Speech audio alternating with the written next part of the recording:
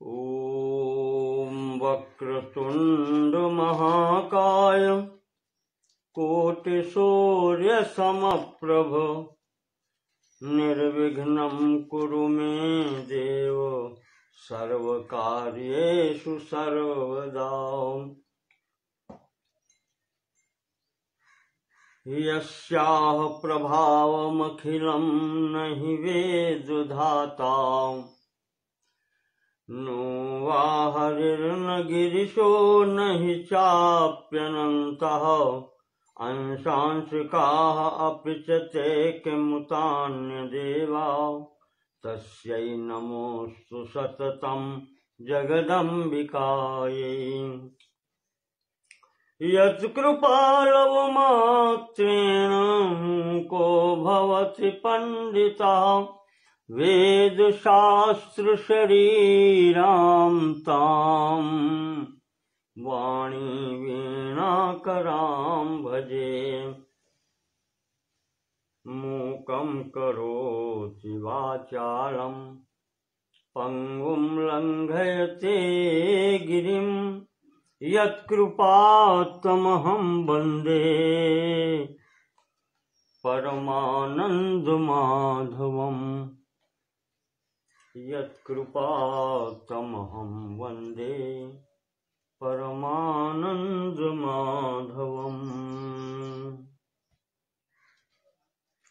श्रीहरिः शरणम्।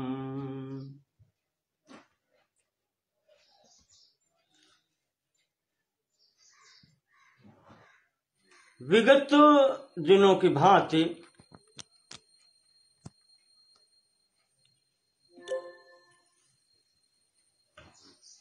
श्रीमद् देवी भागवत के आज 10वें भाग के अंतर्गत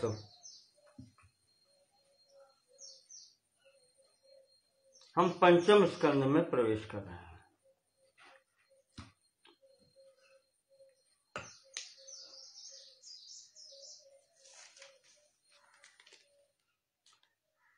चतुर्थ स्कंध में भगवान श्री राम की कथा, भगवान श्री कृष्ण के दिव्य लीला चरित्र आए। अब आगे बढ़ते हैं भगवती की महिमा के प्रसंग में। महाराज जन्मेजय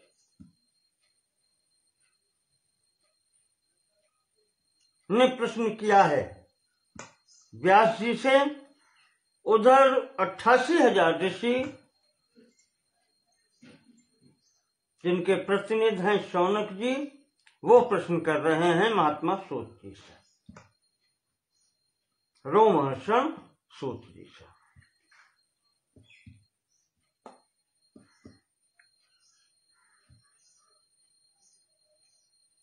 ऋषियों ने पूछा कि सूत जी, आपने अभी पीछे बताया भगवान श्री कृष्ण ने आराधना की भगवान शंकर की,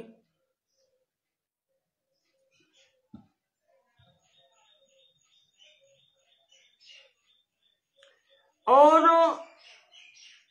यहां शिवजी ने वरदान दिए और भगवती पार्वती जी ने भी वरदान दिया।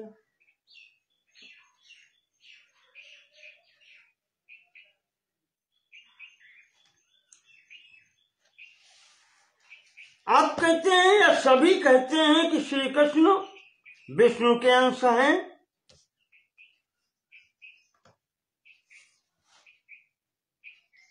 विष्णुरंशावतारेण शिवस्याराधनं कृतम्।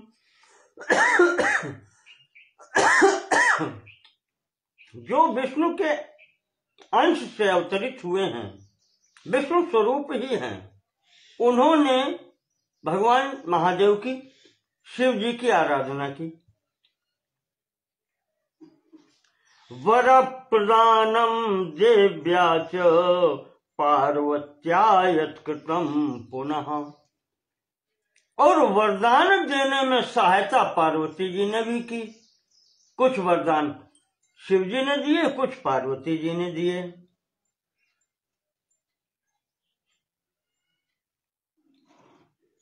तो न्यूनता ईश्वरेणापि कृष्णेन कुतस्तौ संप्रपूजितौ। कृष्ण तो ईश्वर कहे जाते हैं, भगवान कृष्ण कहे जाते हैं, विष्णु के अंश हैं, और उन्होंने फिर इन दोनों की का पूजन किया, आराधना की। तो इनमें क्या कोई न्यूनता है? ये छोटे हैं क्या? सूर्य कहते हैं कि ऋषियों, यही प्रश्न जन्मेजय ने भी व्यास जी से किया था। तो व्यास जी ने जो कहा था वो मैं बतलाता हूं। सत्यमुक्तम त्वया राजन वासुदेवो जनार्दनः क्षमः सर्वेषु कार्येषु देवानां दैत्यसूदनः।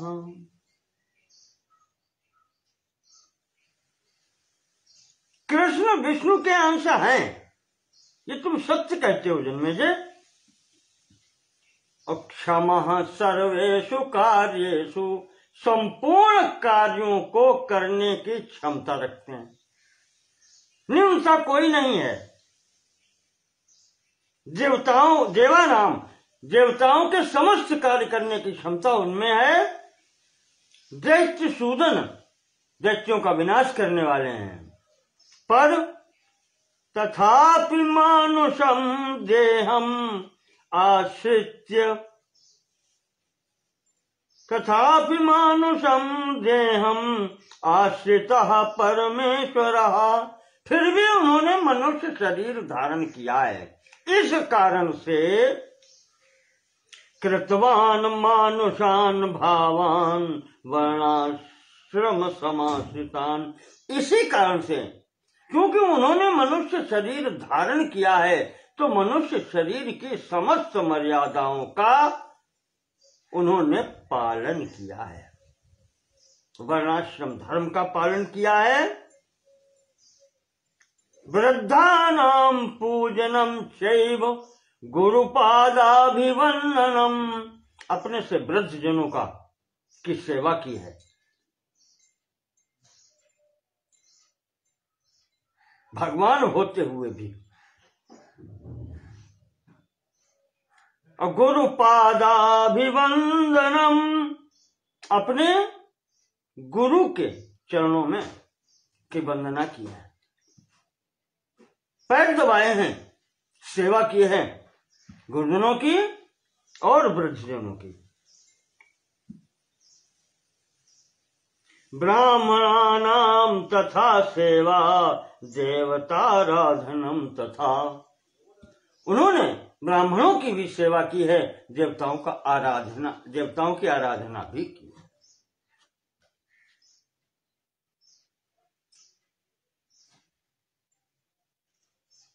व्यास जी कहते हैं इसमें कोई आश्चर्य मानने की जरूरत नहीं है। मनुष्य शरीर में रह करके मानवोचित जितने भी गुण हैं वो उन्होंने सब प्रदर्शित किए। शोके शोकाभियोगाश्च, शोक के समय उन्होंने शोक प्रदर्शित किया है।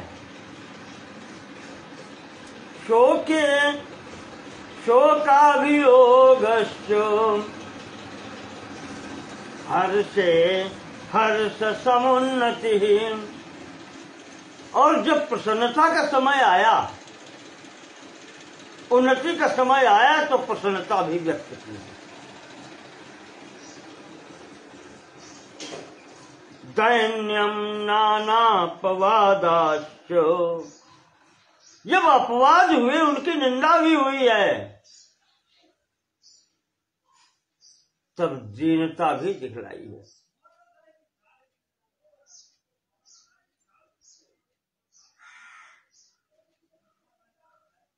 मणि की चोरी लगी सत्यराजित के द्वारा, ये दीनता ही तो है कि अपनी सफाई देने के लिए अपनी शुद्धता प्रमाणित करनी पड़ी आपको।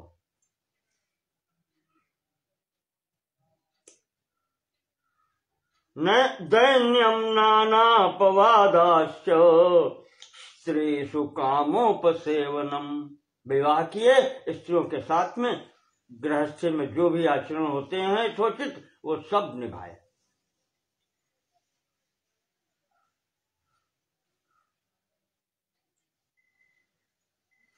और व्यास जी कहते हैं कि जो तुमने कहा है कि शिव जी की आराधना की, तो इसमें विचित्रता क्या है? किम चित्रम शिव सेवने। भगवान शिव की आराधना करने में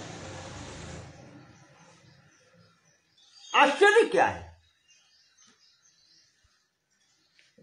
सा ही सर्वेश्वरो देवो, तो सर्वेश्वर हैं, महादेव हैं। विष्णुरपि च कारणम। देखें आप, यहां पर व्यास जी निर्णय कर रहे हैं कि महादेव ही भगवान विष्णु के भी कारण हैं। क्यों? अहंकार के देवता हैं महादेव। प्रथम उत्पत्ति प्रकृति पुरुष से अहंकार किया, और अहंकार के देवता है महादेव। उसके बाद में अन्य फिर आते हैं। तो ये कहते हैं व्यास जी कि सही सर्वेश्वरो देवो विष्णुरपि च कारणम सुषुप्त स्थान नाथा स विष्णुना च प्रपूजितः। और जो प्राणी की या जीव की तीन अवस्थाएं होती हैं, जागृत, स्वप्न और सुषुप्त। जागृत और उसके बाद में स्वप्न अवस्था, जहां पर उसको कह सकते हैं अर्ध जागृत या अर्ध सुषुप्ति, और फिर पूर्ण सुषुप्ति, सुषुप्ति अवस्था यानी गाढ़ निद्रा में, गहन निद्रा में जब व्यक्ति सोता है अहंकार तब भी जागता रहता है। जिसे कोई नाम लेकर के पुकारे, कितना भी गंभीर निद्रा में व्यक्ति हो तो जरूर करता है। अगर उसके श्रवणेंद्रिय से पहुंच गई यह आवाज तो करेगा। ये करना, अपने अस्तित्व को सिद्ध करना, यही तो अहंकार है कि मैं हूं। और उसके बाद तो तुरीय अवस्था होती है, फिर वो तो अलग ही स्थिति है। तो जब तक इस संसार में है जागृत, उससे सुषुप्ति, स्वप्न और फिर सुषुप्ति अवस्था तक ये सब सृष्टि जो है ये अहंकार के तम सर्वम। तो उस सुषुप्ति अवस्था के भी, जहां अहंकार जागृत है, सुषुप्ति स्थान नाथ सो, उस अवस्था के भी जो ईश्वर हैं वो महादेव हैं। विष्णुना च प्रपूजिता, और निद्रा भगवान विष्णु की भी आती है। तो सुषुप्त अवस्था में वो भी जाते हैं, तो वहां पर यहां विष्णु सोते हैं, वो जागृत हैं। इस कारण से वो श्रेष्ठ हैं। विष्णुरप्यधिको रुद्रो विष्णुस्तु ब्रह्मणोऽधिका। व्यास जी कहते हैं इस प्रकार से रुद्र विष्णु से अधिक है, महिमा उनकी अधिक है, और भगवान विष्णु की ब्रह्मा से अधिक है। तस्मान्न संशयः कार्यः कृष्णेन शिव पूजने। इसलिए तुम्हें उसमें संदेह करने की आवश्यकता नहीं है कि कृष्ण ने भगवान शिव की आराधना क्यों की। ये इसलिए उन्होंने यहां पर कहा।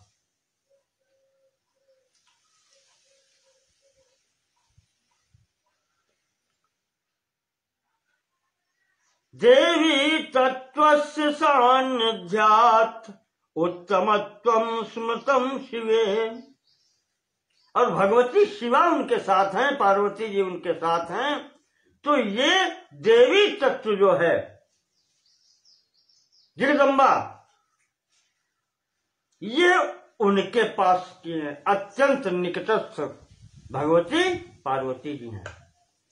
इस कारण से, और वो पार्वती जी इधर अत्यंत निकट भगवान शिव जी के हैं।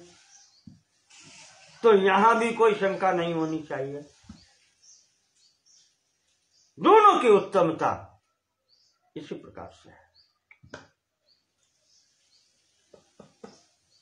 व्यास जी कहते हैं इसी अहंकार के वश होकर के प्राणी शुभाशुभ कार्य करता है, मोह जाल में फंसता है, भ्रमित होता है।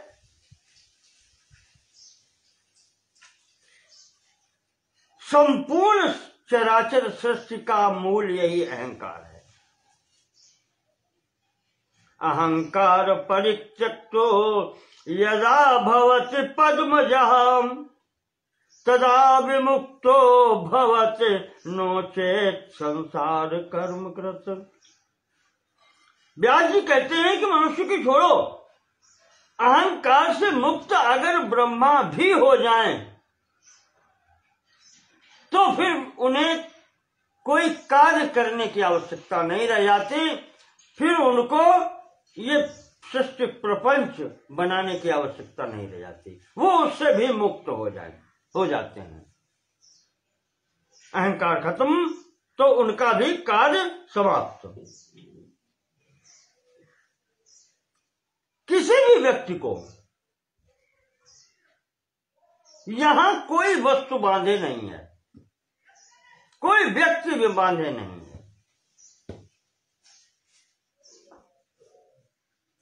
तन मुक्तस्तु विमुक्तो ही, अहंकार से ही सब बंधे हुए हैं। बद्धा तदवशताम गतः, उस अहंकार के वशीभूत होकर के सब यहां पर बंधे हुए हैं। न नारी न धनम गेहम न पुत्रा न सहोदरा, किसी को यहां पर पत्नी पुत्र भाई घर ऐश्वर्य वैभव किसी ने नहीं बांध रखा है। वो अहंकार के बस होकर के स्वयं ही बंधा है।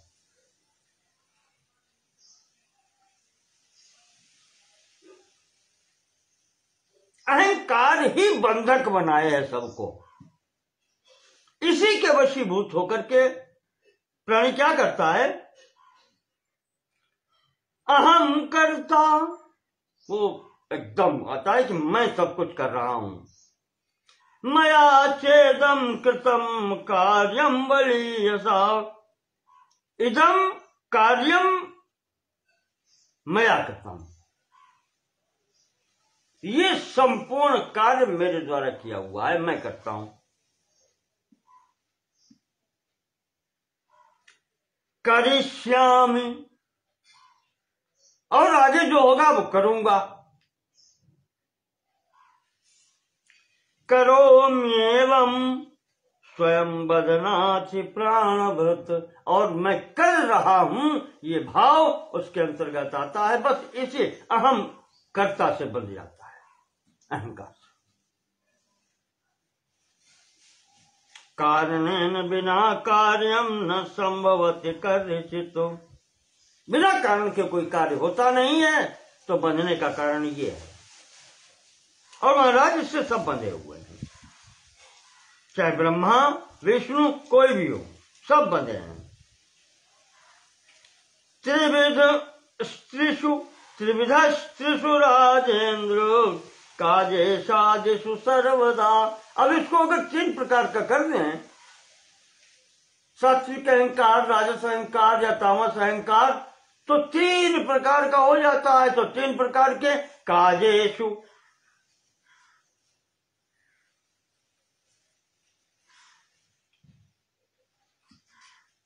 काजेश, काजेशादिशु लिखा है। काजेश तीनों देवता आते हैं, क, अज और ईश। क ब्रह्मा जी, अज विष्णु और ईश भगवान शंकर। ये तीनों लोग 3 प्रकार के अहंकारों से भी बंधे हुए हैं।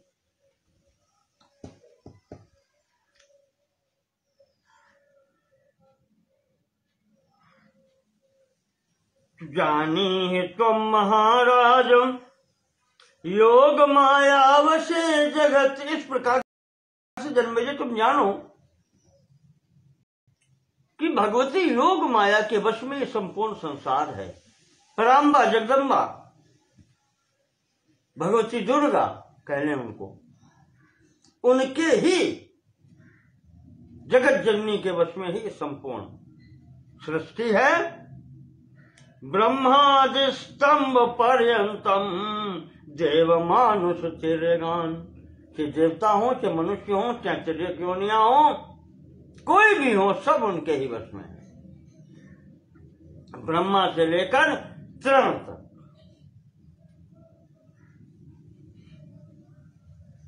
उन्हीं की प्रेरणा से ये सब भ्रमण कर रहे हैं।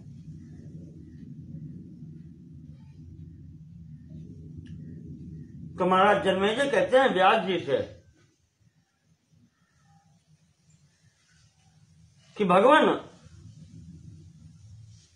भगवती की महिमा सुनाओ। इसको सुनने से तृप्ति नहीं होती, और सुनाओ इसका।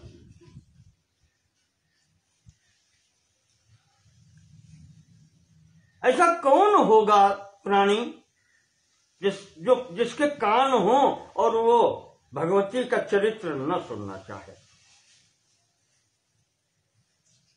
व्यास जी कहते हैं राजन, मैं तुम्हें विस्तार से सुनाता हूं।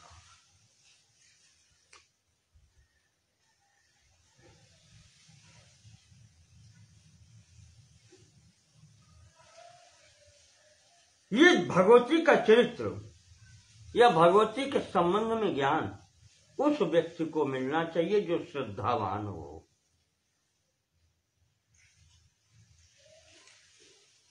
द्विजद्रोही न सुनाई ही कबहू, सुरपति सरिस हो नृप जब हूं। कहे न लोभी क्रोधी कामी। ये सब ऐसे लोगों को ये चरित्र, ये बातें नहीं बतलाई जाती। जिनको श्रद्धा हो, श्रद्धानाय शांताय, ऐसे लोगों को श्रद्धावान हो, शांत हो, ज्ञान प्राप्त करने की योग्यता रखते हूं, ऐसे व्यक्तियों को ये चरित्र लीलाएं सुनाई जाती हैं, ये उपदेश किए जाते हैं, आप ऐसे करें। ये कथाएं मात्र नहीं, कहानियां नहीं है। इस जीव के कल्याण के लिए ये मंत्र हैं, ये उपदेश हैं। इनमें से अगर एक का भी श्रद्धा भक्ति सहित व्यक्ति समादर कर ले, आचरण कर ले, आराधना कर ले, तो उसका कल्याण निश्चित है। वही व्यास जी कह रहे हैं कि भगवती का चरित्र हम आपको सुनाते हैं। एक बार की घटना है। पुरा युद्धम अभूत घोरम देवदानव सेनयो। देव और दानवों के बीच, देवताओं और दानवों के बीच भयंकर युद्ध हुआ।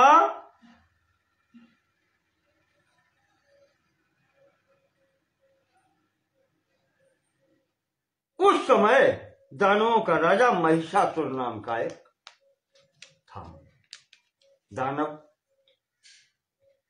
तो व्यास जी बताते हैं कि जन्मेजय इसका परिचय दे दें। महर्षि कश्यप की पत्नी है दनु। दक्ष जी की 7 जो पुत्रियां हैं उनमें से कश्यप जी को जो 13 दी गई हैं उसमें से एक है दनु। और दनु के पुत्र 2 हुए, रंभ और करंभ।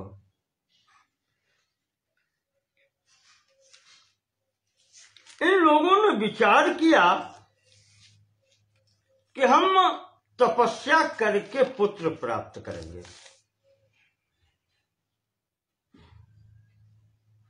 यह हमारे आपके लिए संदेश है। हमारे आपके लिए संदेश ये है कि संतान प्राप्त करने के लिए और उत्तम संतान प्राप्त करने के लिए माता पिता को तपस्या करनी पड़ती है। चाहे वो भगवान कृष्ण क्यों न हो, उन्हें भी पुत्र प्राप्ति के लिए तपस्या करनी पड़ती है। और चाहे ये दानव क्यों न हो, दैत्य क्यों न हो, असुर क्यों न हो, उत्तम पुत्र प्राप्त करने के लिए तपस्या करनी पड़ती है।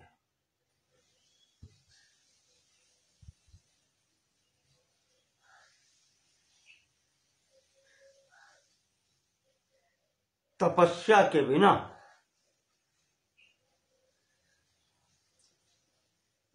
बहुत दुर्लभ है। और हम आज की परिस्थिति में इस बात का मूल्यांकन करें, अधिक नहीं कहना मुझे, हम कितनी तपस्या करते हैं और फिर हम कैसी संतान प्राप्त करते हैं, सबके समक्ष है। कितनी तपस्या हमने संतान प्राप्ति के लिए की है।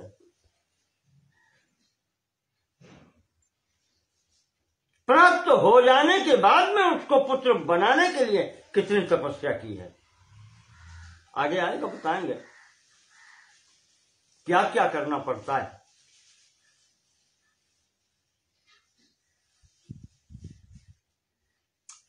तो ब्रह्मा जी कह रहे हैं कि रंभ और करंभ 2 भाई पुत्र प्राप्ति के लिए तपस्या करने गए। उसमें से करंभस्तु जले मग्नश्चकार परमं तपा। करंभ नाम का जो भाई है वो जल में खड़े होकर के, नदी के प्रवाह में आकंठ जल में खड़े होकर के वो तपस्या वहां करता है। और जो दूसरा भाई रंभ है, वृक्षम रसालवटम प्राप्य रंभो अग्निम सेवतो। रंभ रसाल वृक्ष की शाखा से लटक कर नीचे अग्नि जला करके उसका सेवन करता है। इस प्रकार से तपस्या प्रारंभ की दोनों ने। तपस्या कोई करे, परेशानी इंद्र को होती है। ये कुर्सी वालों का है। जिनके पास कुर्सी होती है उन्हें अपनी कुर्सी जगमगाने लगती है। आज भी यही है। जो तपस्या करे उसको देख करके शासक वर्ग की कुर्सी जगमगाने लगती है। कहीं ये मेरी कुर्सी न ले ले।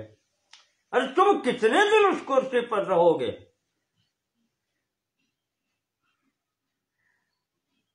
एक दिन तो जानी है, तो कल की आज चली गई तो क्या अंतर पड़ता है? पर उन्हें कष्ट होता है, जबकि उनका रक्षक भगवान विष्णु के स्वरूप में है, फिर भी उन्हें कष्ट है। इंद्र ने क्या किया? जल में घुस करके ग्रह का रूप बना करके और करंभ को खींच ले गए और उसको वहीं पर समाप्त कर दिया जल के अंदर।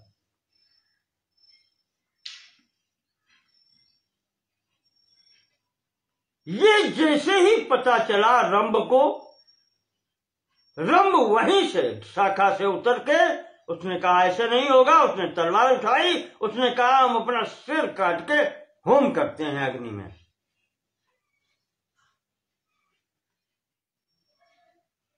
तब तो होगा। जैसे उसने तलवार सिर के ऊपर चलानी चाहिए, भगवान अग्निदेव प्रकट हो गए, हाथ पकड़ लिया कि नहीं ऐसा मत करो, आत्महत्या से बढ़कर कोई पाप नहीं होता है।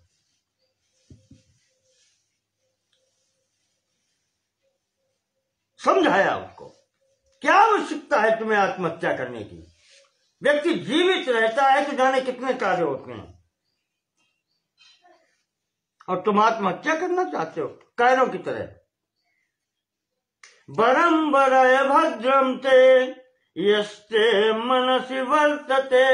रंभ, भगवान अग्निदेव कहते हैं, देवता होकर के उनके जो अधिपति हैं, इंद्र ने ये कारनामा किया, और इधर अग्नि कहते हैं कि तुम वरम वरय भद्रम ते, तुम्हारा कल्याण हो, तुम वरदान मांगो, क्या चाहते हो, बात बोलो।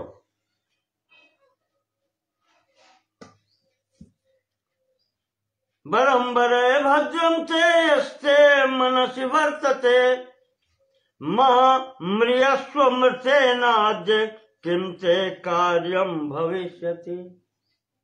क्यों अपने को मारना चाहते हो? आत्महत्या मत करो, मरने से कोई कार्य सिद्ध नहीं होता है। व्यक्ति जीवित रहता है, सब कुछ कर लेता है। तुम्हारी क्या इच्छा है, तुम्हारे जो मन में हो मांग लो। तो वो मांगता है कि भगवान मुझे एक पुत्र चाहिए, पुत्र के कारण ही मैं कर रहा हूं। त्रैलोक्य विजयी पुत्र स्यान्नः पर बलादनः। त्रैलोक्य विजयी पुत्र चाहिए मुझे। रंभ कहता है किसी भी प्रकार की सेना हो, उसको नष्ट करने वाला हो। अजेयः सर्वथा सस्यात् देव दानव मानवै। वो अजेय हो, देवताओं से भी, दानवों से भी, और मनुष्यों से। भगवान अग्निदेव क्या कहें, उन्हें तो अब आए हैं तो देना है। कहा ठीक है, तुम्हारी इच्छा पूर्ति होगी, और प्रथमतः तुम्हें जो स्त्री मिलेगी उसके द्वारा ही पुत्र की प्राप्ति होगी। जहां तुम्हारी दृष्टि पड़ेगी, तुम्हारी दृष्टि का वो प्रभाव है कि प्रथमता यहां जाओ, और प्रथमता जिस स्त्री पर तुम्हारी दृष्टि पड़ेगी उससे ही तुम्हें संतान की प्राप्ति। भगवान अग्नि ने ये वरदान दे दिया। क्या होना है, कैसे होना है, कृतार्थ होकर के, अपने को कृतार्थ मान करके ये यहां से रंभ चलता है। हाँ, रंभ चलता है यहां से। मार्ग में भगवती प्रेरणा कह लें, कुछ भी कह लें, प्रारब्ध कर लें, देव कर लें, प्रथम दृष्टि इसकी एक महिषी पर पड़ती है।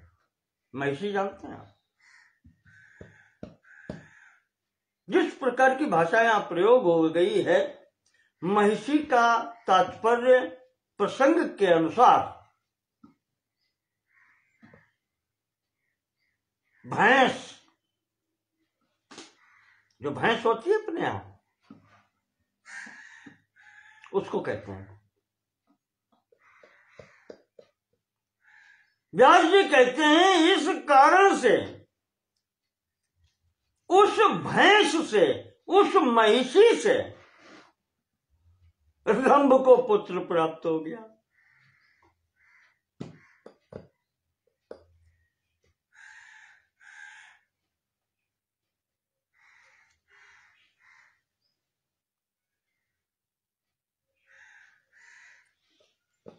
इस प्रकार से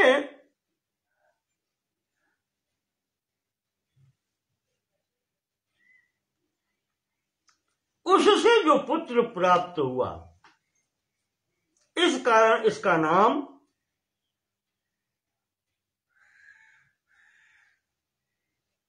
नहीं, एक घटना घट गई। वो महिषी गर्भवती थी,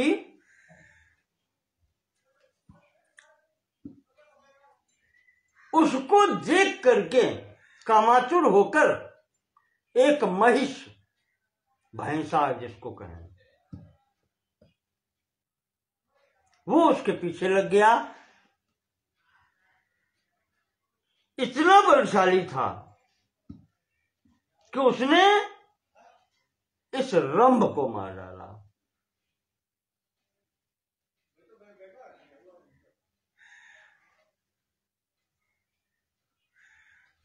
इसने रंभ को मार डाला। अब वो महिषी भागी, नहीं बचेगी, गर्भवती है।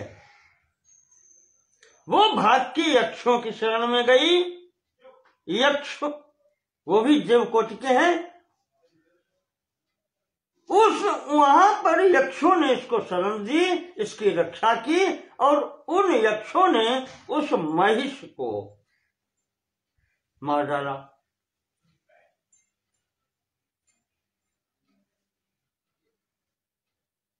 इसके बाद में इस महिषी की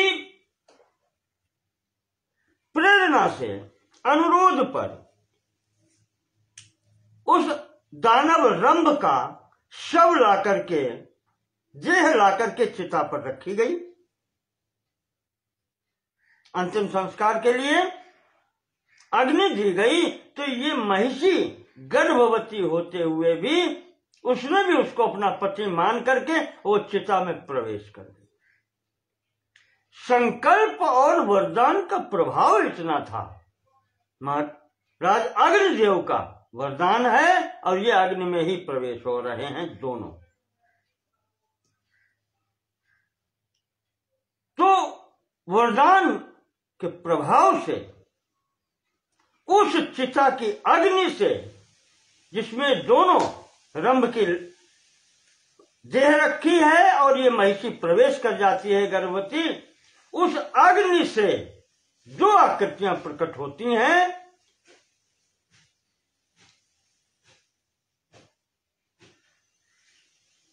एक आकृति वो महिषी का जो गर्भ है उससे महिष हुआ, जिसका नाम महिषासुर रखा गया, और दूसरा शरीर से उत्पन्न हुआ रंभ, जिसने अग्निदेव से प्रार्थना करके पुत्र मांगा था। पुत्र मोह में उसका भी पुनः जन्म इसी अग्नि से हो गया और इसका नाम हुआ रक्त बीज। ये दोनों उस चिता की अग्नि से उत्पन्न हो गए। महिष रूप में महिषासुर और ये रक्त बीज। और जब उससे उत्पन्न हुए तो इसके अनुचरों ने फिर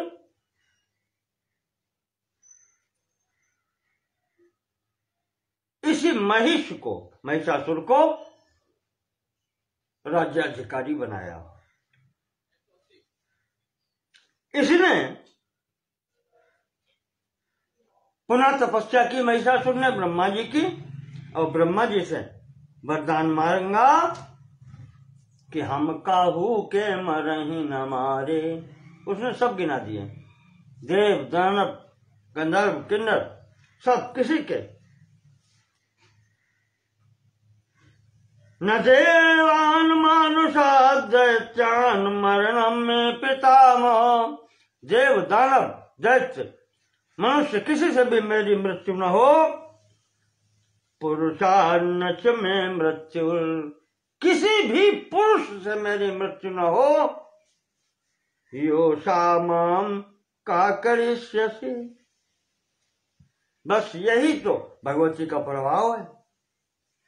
अपने मुंह से अपने आप निकल गया कि स्त्री मेरा बिगाड़ भी क्या सकती है, पुरुष से मृत्यु न हो। ब्रह्मा जी ने तुरंत पकड़ लिया, कहा ठीक है बेटा, तुम्हारी मृत्यु अब पुरुष से नहीं होगी,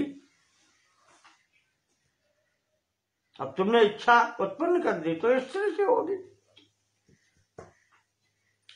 व्यास जी कहते हैं, नारद जी थोड़ा कहते चले गए। अब इसने दानवों का जो कार्य होता है प्रारंभ कर दिया। इंद्र के लिए सूचना कर दी कि इंद्र अब शासन मुझे चाहिए, जाओ मुंच स्वर्गम सहस्राक्ष यथेष्टम गच्छमाचिरम, या तुम्हारी इच्छा हो वहां चले जाओ, सिंहासन छोड़ दो।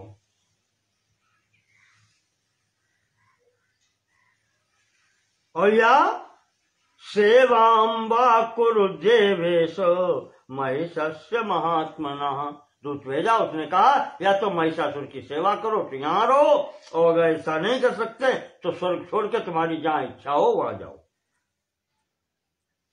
अन्यथा युद्ध करना पड़ेगा।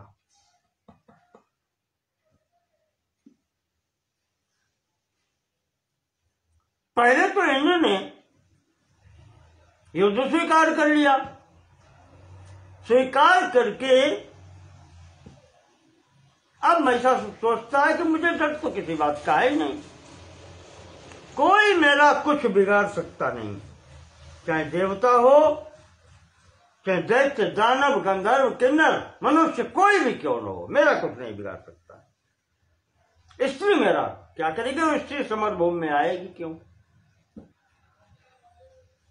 फिर भी उसने सोचा कि अरे हम तो, जब हमें कोई मारने वाला नहीं है तो सेना की भी जरूरत नहीं है, पर चलो शोभा के लिए सेना भी लिए चलते हैं। इस प्रकार से जाकर के वहां पर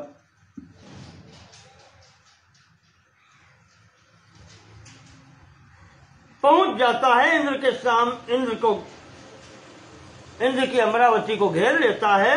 अब वहां पर विचार करते हैं इंद्र और बृहस्पति बैठ के क्या होना चाहिए।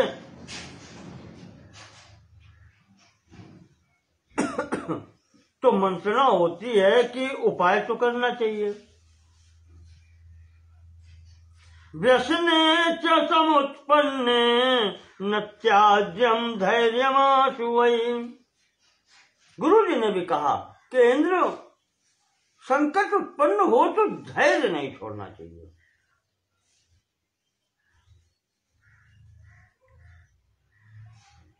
धैर्य का जिसने अवलंबन किया है उसको सिद्धि मिली है। होनहार जो होगा वो तो होगा, उसके लिए शोक क्या मनाना। उद्यम सर्वथा कार्यो यथा पौरुष महात्मना। शोक न करके जितना पौरुष है उसके अनुसार, जितनी शक्ति है बल के अनुसार उद्योग तो करना ही है।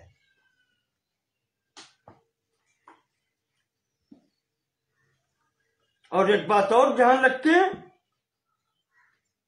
सुखम क्षयाय पुण्याय, सुखम क्षयाय पुण्यस्य।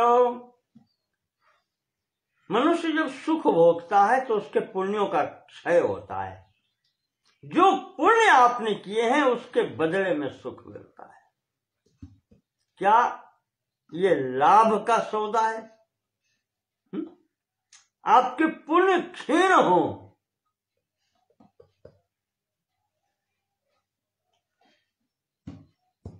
ये कहते हैं लाभ का वो नहीं है व्यवहार। दुखम पापस्य मारिष, और दुख जो मिलते हैं वो पाप के फलस्वरूप मिलते हैं। पाप क्षीण होकर के दुख में परिवर्तित होते हैं। तो पाप क्षीण हो ये अच्छी बात है, दुख उठालेंगे। तो ये दुख जो प्राप्त होने वाले हैं या समक्ष हैं, इससे हमारा पाप कटता है, इसमें रोना नहीं चाहिए।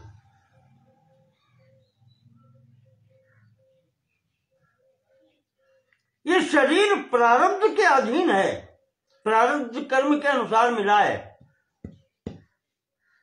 वो जो भोग समक्ष आएंगे हमारे किए हुए कर्मों के फलस्वरूप हैं, और उन्हें तो भोगना ही पड़ेगा, चाहे जैसे स्थिति में रो करके या हंस के। तो ये सोच करके किसी प्रकार का शोक मत करो, और महाराज प्रयत्न करो, फिर होगा तो देखा जाएगा। इंद्र ने निश्चय कर दिया, न उद्यमेन बिना राज्यम न सुखम न च वैयसा। सभा में कहते हैं बिना उद्योग के, बिना पुरुषार्थ के संसार में कुछ मिलता नहीं है। न राज्य मिल सकती है, न सुख मिलता है, न यश मिलता है। निरुद्यमम न संसन्ति कातरा न च सोद्यमा। और जो निरुद्यम व्यक्ति है उसकी कोई प्रशंसा नहीं करता। जो दैव के अधीन होकर के बैठता है संसार में उसकी प्रशंसा नहीं होती, उसे कुछ भी प्राप्त नहीं होता। ये सोच करके उसने भी समस्त सैन्य दल अपना तैयार किया इंद्र ने, जिसमें यम वरुण सब हैं, कुबेर स्कंद सेनानी हैं, और जाकर के युद्ध भूमि में पहुंचे। युद्ध हुआ। इधर महिषासुर के मंत्री आगे थे। चिक्षुर नाम का है एक विडालाक्ष, विडालाक्ष है, ताम्र है। ये सब इंद्र से हारने लगे। तब महिषासुर गदा लेकर के समक्ष आता है। चकारासु तदा दैत्यो मायां मोह करीं किल शांबरीं सर्वलोकग्निं मुनीनामपि मोहिनीं। एक शंबरासुर हुआ है, उसकी माया बहुत प्रसिद्ध है। तो दानव दैत्य उसी की माया का प्रयोग करते हैं। ये वही शंबरासुर है जिसका जो प्रद्युम्न का हरण करके लेकर गया था। देव दानव दैत्यों में, दानवों में, असुरों में सबसे बड़ा मायावी ये है। इसी की माया ये सब प्रयोग करते हैं। वही यहां पर आकर के महिषासुर ने प्रयोग की है और संपूर्ण सेना को हरा दिया।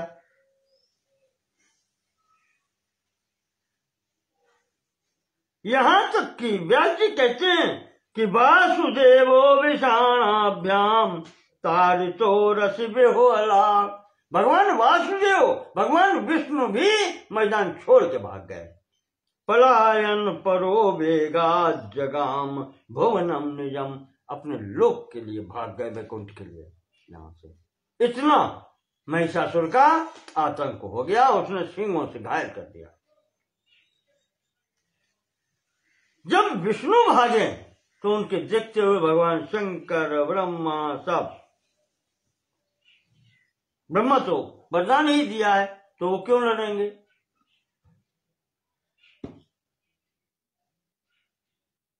ये स्थिति जब देखी तब अब इंद्र घबराया और इंद्र भी भागा।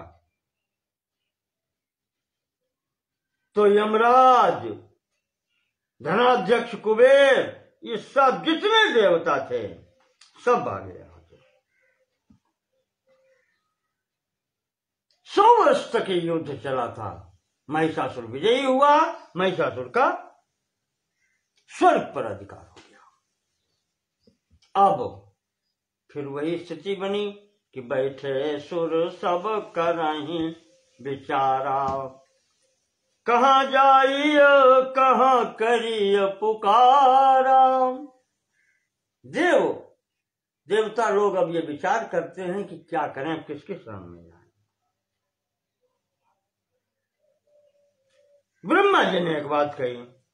ब्रह्मा जी ने कहा कि देवताओं, वरदान तो मैंने दिया है, इसने स्त्री के हाथ से मरना मांगा है। सीधा नहीं मांगा, पर प्रकारांतर से इसने कहा था कि पुरुष से न मरे और स्त्री मेरा क्या बिगाड़ लेगी। तो मैंने इसका मरना स्त्री से निश्चित किया है।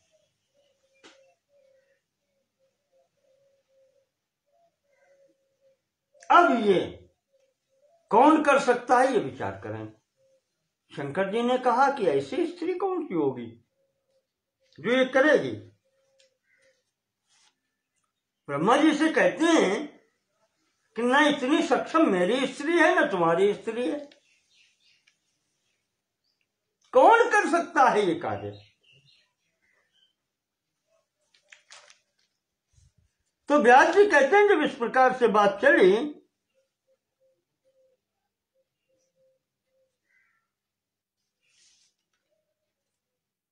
भगवान विष्णु ने कहा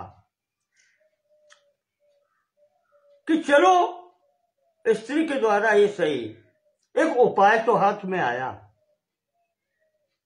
हम लोगों ने युद्ध करके देख लिया ये किसी प्रकार हमारे मारे तो मरने वाला नहीं है, तो अब सहारा तो वही है, जो उपाय है वही करना पड़ेगा, वही करना पड़ेगा। तो क्या करें?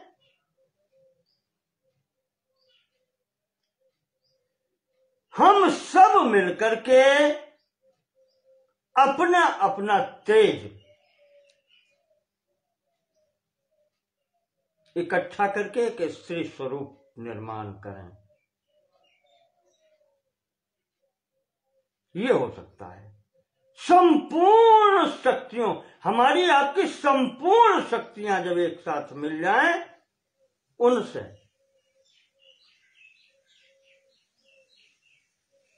हंतुम योग्या भवे नारी शक्यंशैर निर्मिता ही न।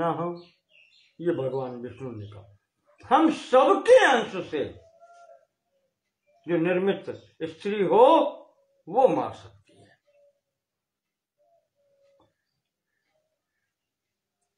वही हुआ वहां पर। फिर संपूर्ण देववर्ग ने अपने अपनी शक्तियां दी, अपने अपने हथियार दिए, अस्त्र शस्त्र दिए।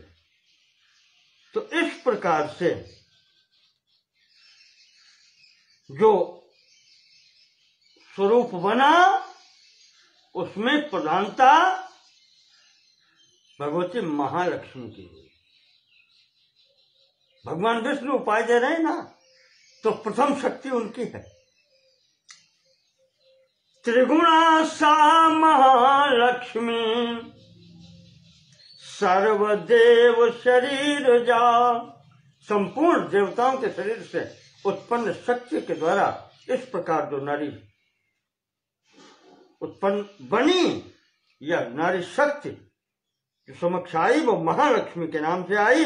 अष्टादश भुजा रम्या त्रिवर्णा विश्व मोहिनी। त्रिगुण संपन्न, अष्टादश भुजाओं से युक्त, 18 भुजाओं वाली भगवती का यहां पर प्राकट्य हुआ। सायुधाम भूषण युक्ताम दृष्ट्वा ते विस्मयम् गता। संपूर्ण देवताओं के समक्ष वो देवी जब उपस्थित हुई, आई, आकार लिया, तो अस्त्र शस्त्र से सुसज्जित 18 भुजाओं वाली भगवती को देख करके देवता तक आश्चर्यचकित हो गए।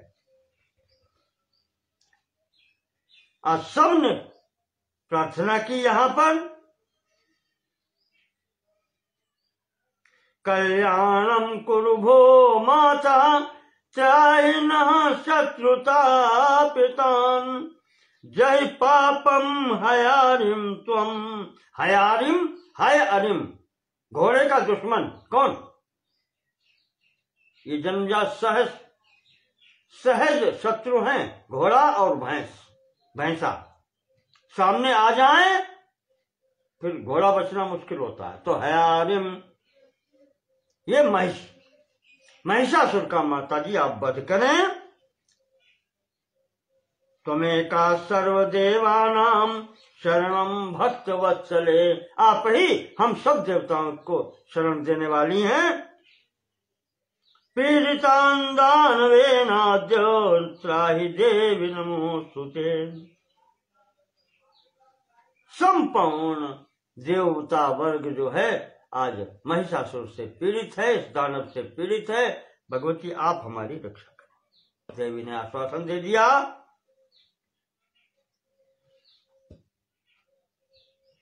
और यहीं से भगवती महिषासुर की ओर चल पड़ी। समरांगण में पहुंच करके जो अट्टहास किया भगवती ने, वो अट्टहास की आवाज अमरावती में है तो महिषासुर वहां तक पहुंचती है। वो कहता है देखो कौन है।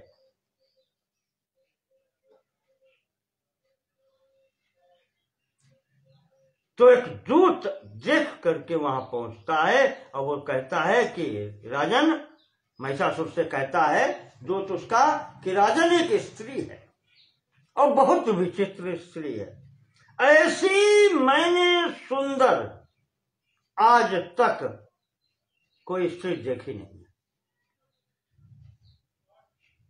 सर्वांग भूषणा नारी सर्वरत्नोपशोभिता, संपूर्ण आभूषणों से युक्त है। और सर्वांग भूषणा नारी, संपूर्ण अंगों से सुसज्जित, किसी भी अंग में कोई दोष नहीं। न मानुषे न सुरी सा दिव्य रूपा मनोहरा। महाराज देखने से न तो वो मानवी मालूम पड़ती है, मनुष्य मालूम पड़ती है, और न दैत्य पक्ष की मालूम पड़ती है। वो दिव्य स्वरूप है उसका, यानी देवी देवताओं की तरफ से है। पर एक बात जो मेरे देखने में आई है, सुरापान रता कामम जानीमो न सभर्तृका। सुरापान रता कामम, कामम यथेष्टम आचरण करोति सा, अपने मनमाने आचरण को करने वाली है महाराज जी। सुरापान रता सा, सुरा का पान कर रही है महाराज। इसीलिए मुझे ऐसा लगता है, जानीमो वयम जानीमा, हमें ऐसा लगता है कि वह न सभर्तृ का, इसका विवाह अभी नहीं हुआ है। सभर्तृ का न, उसका कोई पति नहीं है अभी तक, ऐसा लगता है महाराज मुझे। अंतरिक्ष स्थिता देवाताम स्तुवंस मुदान्विता, और वो इतनी क्या कहें श्रेष्ठ मालूम पड़ती है। अंतरिक्ष में स्थित है और समस्त देवता उसकी स्तुति कर रहे हैं, हाथ जोड़े खड़े हैं उसके समक्ष। ऐसी है वो। अरे जब उसने सुना महिषासुर ऐसी स्त्री है तो वो तो मेरे लिए होनी चाहिए, मैं स्वर्ग का अधिकारी हूं। उसने दूत फिर भेजे, मंत्री को भेज दिया पेशल नाम का, और कहा उसको लेकर के जिस किसी प्रकार से हो मेरे पास लाओ।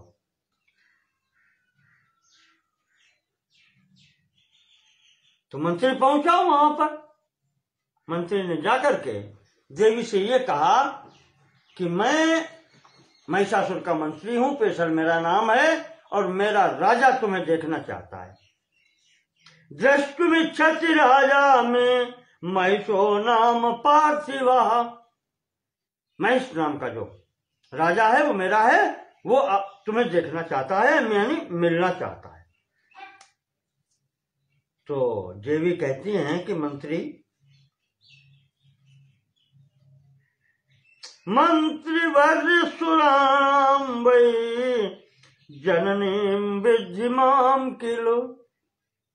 मंत्री तुम्हें दिखाई नहीं पड़ता, संपूर्ण देवता मेरे समक्ष हाथ जोड़ के खड़े हैं और रक्षा की प्रार्थना मुझसे कर रहे हैं। मैं इन सब की माता हूं। वाह, भगवती कहती है मैं इनकी माता हूं।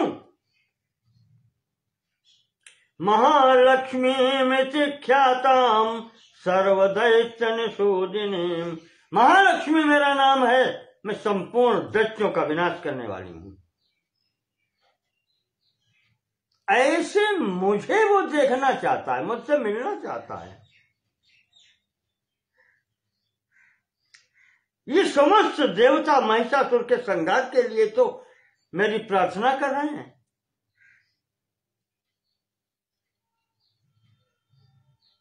तो तुम आ ही गए हो तो मेरी तरफ से महिषासुर से कह देना कि स्वर्गलोक का आधिपत्य छोड़ करके अब जाया हो।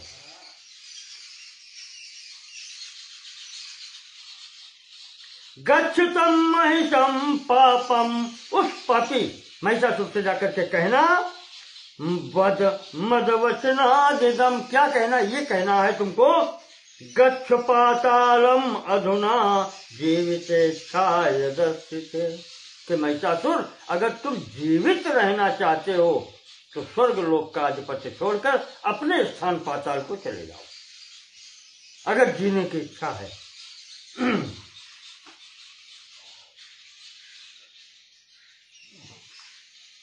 कर्तव्यम वचनम धातु, भगवती कहती हैं मैं विधाता की वाणी को सत्य करने के लिए आ गई हूं, ये महिषासुर से कह देना। तुमने स्वयं मांगा था। योषाम माम काकरिष्यति, स्त्री मेरा क्या बिगाड़ लेगी, तो मैं आई हूं अब बिगाड़ने के लिए।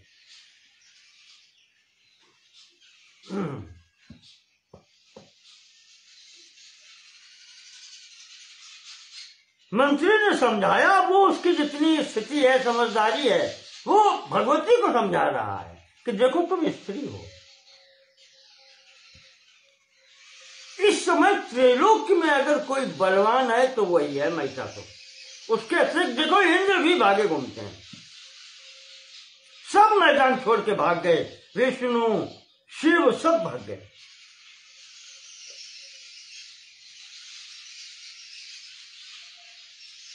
और तुम चलो मेरे साथ, मैं तुमको उसकी पटरानी बनवा दूंगा।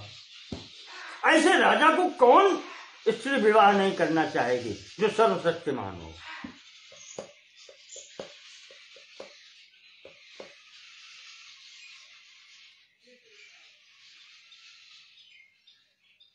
ये कहता है वो पेशर नाम का मंत्री। और फिर अगर तुम्हारी इच्छा होगी, ठीक है, तो इंद्र को उनका राज्य दे देंगे।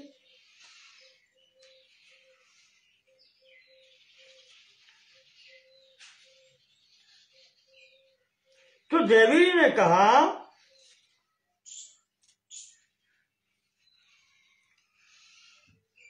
चाहे इतना बड़ा बलवान व्यक्ति क्यों न हो, और जब प्रारब्ध विपरीत हो जाता है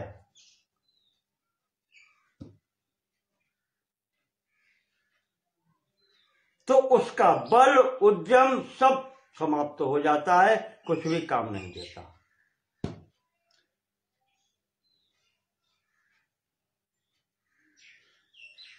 तो उससे कहना कि अब मैं आ गई हूं, योषामाम काकरिष्यसि,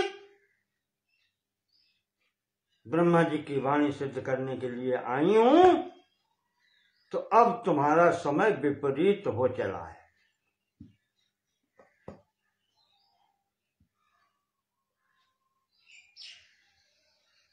विपरीतम यदा दैवम तृणम वज्र समम भवेत, जब विधाता विपरीत होता है तो तृण का भी वज्र के समान हो जाता है।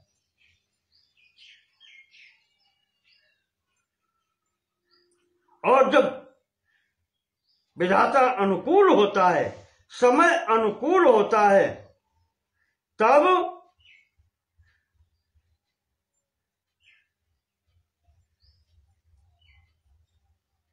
वज्र भी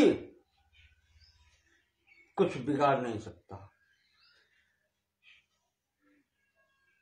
तुलायते वज्रम, कुलसम चूलवत तदा, वज्र भी रुई के भांति व्यवहार करता है। इसलिए उससे कह देना कि मघवा स्वर्ग मापनो, तो ये मेरी आज्ञा है कि इंद्र को उसका स्वर्गलोक दिया जाए। देवा संतु हविर्भुजा, और देवताओं को यज्ञ का भाग मिले। ये तो सिंहासन पर बैठकर यज्ञ भाग भी स्वयं लेने लगा था। कहता था इंद्र मैं, संपूर्ण देवता मैं हूं। ये करने लगा ये। तो भगवती ने कहा कि अब यज्ञ का भाग देवताओं को मिले, यही सिद्धांत है। तुम कैसे आ गए बीच में? जाओ उससे कहना कि छोड़े सिंहासन। अब वो मंत्री आता है, अपने राजा महिषासुर को बतलाता है और साथ में कह देता है कि महाराज बहुत बलवती है, आप साधारण स्त्री न समझें इसको। सा अतीव च बलोन्मत्ता, बल से उन्मत्त है वो।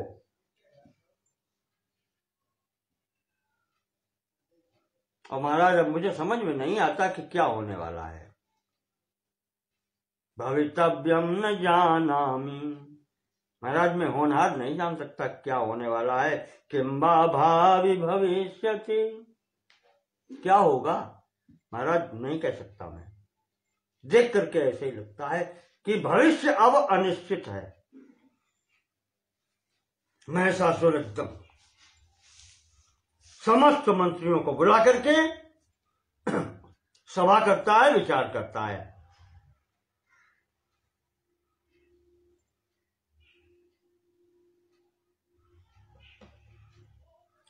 मंत्री गण कहते हैं कि राजन,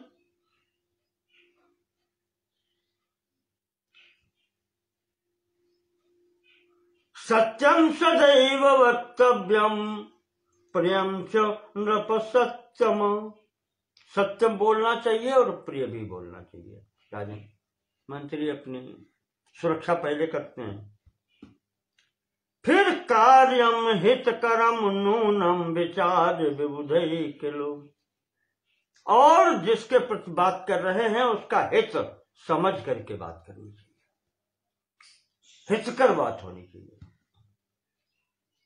और राजन, सत्यस्य श्रोता मंता च दुर्लभा पृथ्वी पते, वक्ता पे दुर्लभा कामम बहवश्चाटु भाषिका, पर उपदेश कुशल बहु तेरे, जयाचरहि ते नर न घनेरे।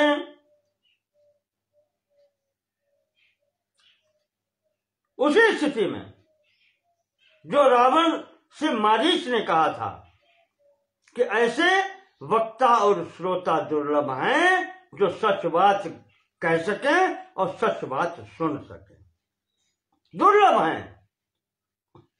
और राजन, सच बात तो सुनने को शायद अगला व्यक्ति तैयार भी हो जाए, सच बात कहने वाले भी व्यक्ति दुर्लभ हैं, कहने वाले दुर्लभ हैं। सर्वे चाटुभाषिणा, चाटुकार हमेशा हर जगह मिल जाएंगे आपको। चाटुकारिता करने वाले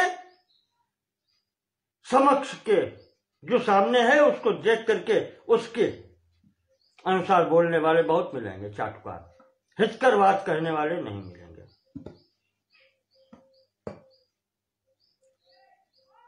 तो राजा महिषासुर कहता है कि नहीं, ऐसी बात नहीं है,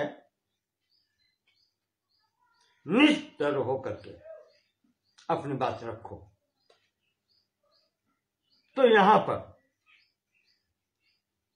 ऐसे भी लोग हैं जिन्होंने कह दिया को विभेति स्त्रियों, स्त्रियों से यहां डरता कौन है? स्त्री क्या बिगाड़ लेगी? आप चिंता न करो महाराज, हम उसको पकड़ के आपके सामने उपस्थित कर देंगे।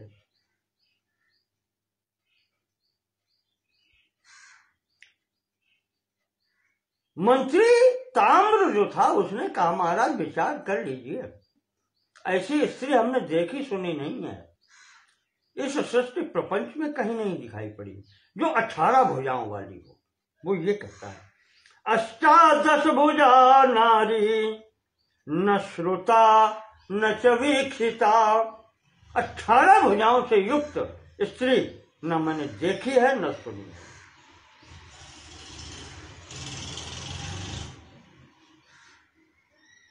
नई शास्त्री मानुषी नोवा गांधर्वी न तथासुरी,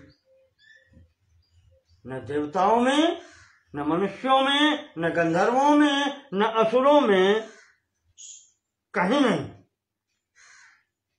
ये नहीं।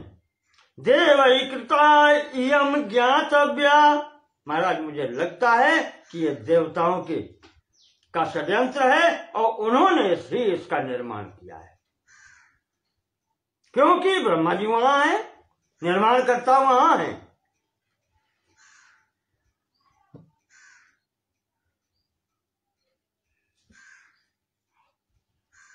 तो वो कहता है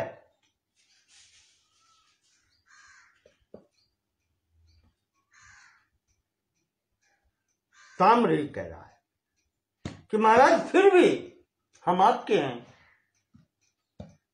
और जीना मरना संसार में लगा रहता है। जीवतम मरणम पुंसाम दैवाधीनम नराधिपुम, महाराज जीवन मरण तो संसार में लगा रहता है और वो प्रारब्ध के अधीन है। जीवन होगा तो कोई मार नहीं सकता और मृत्यु है तो कोई बचा नहीं सकता। कोपि नैवान्यथा कर्तुम समर्थो भुवनत्रे, जीवन और मरण को टालने वाला इस तीनों लोकों में भगवान महाराज कोई है नहीं।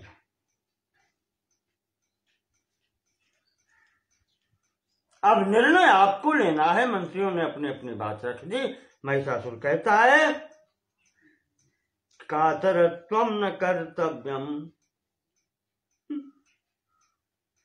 कहा ऐसी कृपणता भरी बात मेरे समक्ष मत बोलो, कायरता भरी बात मत बोलो, जाओ उसको पकड़ के लाओ और मेरे सामने उपस्थित करो।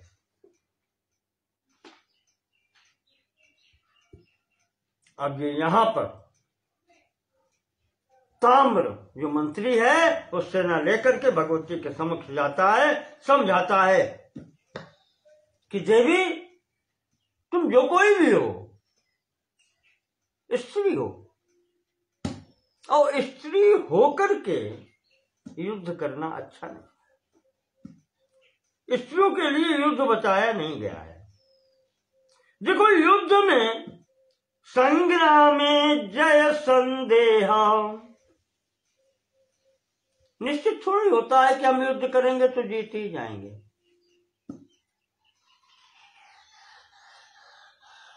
किसी भी युद्ध में हो विजय में संदेह सदैव रहता है कि जीतेंगे या हारेंगे, वो तो अंतिम क्षण निर्णय करेगा। कष्टम प्राप्य न संशय, और कष्ट उठाना पड़ेगा युद्ध में, और कष्ट उठाकर के अगर पराजय होती है तो वो बहुत अपमान होगा और अच्छा नहीं होगा। इसलिए मेरी इच्छा देवी ये है कि युद्ध का हठ छोड़ करके तुम, जो हमारा राजा है महिषासुर, आज के समय में उससे बलवान कोई नहीं है, उससे विवाह कर लो और सुखी रहो, राज्य सुख भोगो। तुम्हारी संतानें भी आगे राजा होंगी, तुम्हें कभी किसी प्रकार का कोई कष्ट नहीं होगा। ये समझाता है वो मंत्री ताम्र। तो देवी ने कहा कि ताम्र अभी एक गया है, तुम दूसरे आ गए। ताम्र, मैंने उस मंत्री से कहा था कि ये संपूर्ण देवता मेरे पुत्र हैं। तेरे समझ में नहीं आया या तेरे राजा के समझ में नहीं आया? मैं इन सबकी माता हूं और तेरा राजा कहता है मुझसे विवाह कर ले। यहां मैं खड़ी हूं, किस लिए खड़ी हूं? नाम पतिंबरा नारी, यहां पति ढूंढने नहीं आई हूं, पति की खोज में नहीं हूं।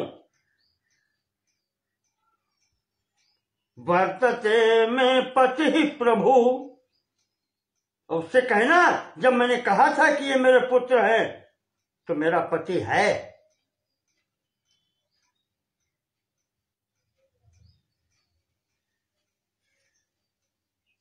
सर्वकर्ता सर्व साक्षी ह्यकर्ता निष्प्रह स्थिर। भगवती ने इतने गुण गिनाए का मेरा पति कौन है? ऐसा है, सर्वकर्ता सर्व साक्षी ह्यकर्ता निष्प्रह स्थिर, निर्गुणो निर्ममो अनंतो निरालंबो निराश्रयः, सर्वज्ञः सर्वगः साक्षी पूर्णः पूर्णाशयः शिवः, सर्ववास क्षमः शान्तः सर्वदृक् सर्वभावनः। इतने गुण बता दिए भगवती ने। मेरे पति के ये गुण हैं, ऐसा पति मेरा है। तुम इसमें से कितने गुण पूर्ण करते हो बताओ? तुम कहते हो मुझसे विवाह कर लो। जब प्रथम ही मैंने कहा ये संपूर्ण देवता मेरे पुत्र हैं, तब तुमने नहीं सोच पाया कि मेरा पति भी होगा कोई? ऐसा पति है मेरा, संपूर्ण प्रपंच का कर्ता होते हुए भी अकर्ता, ऐसा मेरा पति है। संपूर्ण प्रपंच का साक्षी, निष्प्रहा, जिसे कोई कामना नहीं है, स्थिर कूटः, निर्गुणः गुणातीत,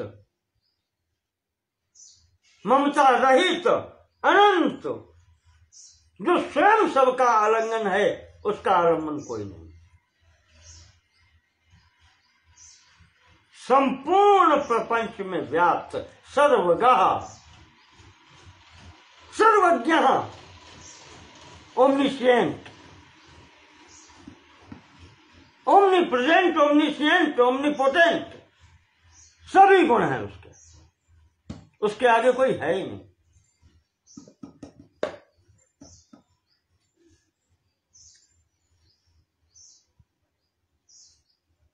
तो राजा जी कहना कि ऐसे पति को छोड़ करके तेरे जैसे पति की कौन इच्छा करेगा? अगर तेरी जीने की इच्छा है तो स्वर्ग छोड़ करके और पाताल चला जा, अन्यथा तेरा संहार होगा। और अर्थात भगवती ने किया तो घबरा करके सामने से ताम्र जो मंत्री था भाग गया। भाग के जाकर के अपने राजा से कहता है कि राजन, ये कोई साधारण नहीं मालूम पड़ती।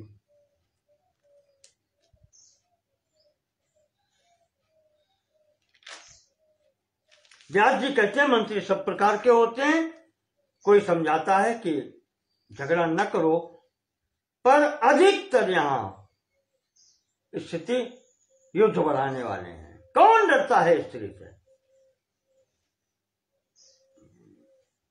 ऐसी स्थिति में अब जब ये बढ़ाने वाले, उत्साह बढ़ाने वाले अधिक हैं, तो ये निर्णय करता है और सेना लेकर के सबसे पहले बाष्कल और दुर्मुख सेना सहित पहुंचते हैं। इनका संहार भगवती करती है। इसके बाद में चिक्षुर और ताम्र, ये दोनों सेनानी मंत्री भी हैं, ये जाते हैं सेना लेकर के। भीषण युद्ध होता है, सेनाएं भागने लगती हैं। ये दोनों भी यहां पर मारे जाते हैं। अब वो विचार करता है। 2 मंत्री इसके रह गए। क्या होना चाहिए? विराराक्ष और चिक्षुर। ये मंत्री विचार करते हैं बैठ के।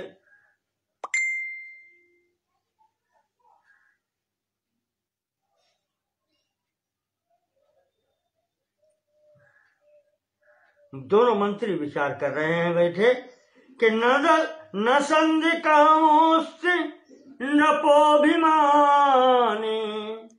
कहा भैया ये नृप, ये राजा हमारा इतना अभिमानी है, ये संधि नहीं करेगा, ये मरवाएगा सबको। नृपः अभिमानी, अभिमानी नृपः न संधि कामास्ति, ये संधि करना नहीं चाहता। युद्धे च मृत्युम नियतम ही जानन। ये इतने दिनों का युद्ध देख करके अब ये निश्चित हो गया है कि युद्ध में जो भी जाएगा उसकी मृत्यु निश्चित है, बचना नहीं है किसी को। फिर भी ये राजा संधि नहीं करेगा। दृष्ट्वा हतान प्रेरयते तथास्मान। इतने लोगों की मृत्यु देख करके भी ये हमसे कहता है युद्ध करो। तो दैवम ही कोचिक्राम तुम समर्था। भैया अब राजा के आश्रय है, राजा के आश्रय में रहे हैं, रहना है तो आज्ञा पालन करना पड़ेगा। अंतिम बात वही है कि जो प्रारब्ध में है वो भोगना पड़ेगा, उसको कोई नहीं अतिक्रम तुम समर्था, उसका अतिक्रमण करने की सामर्थ्य किसी में नहीं।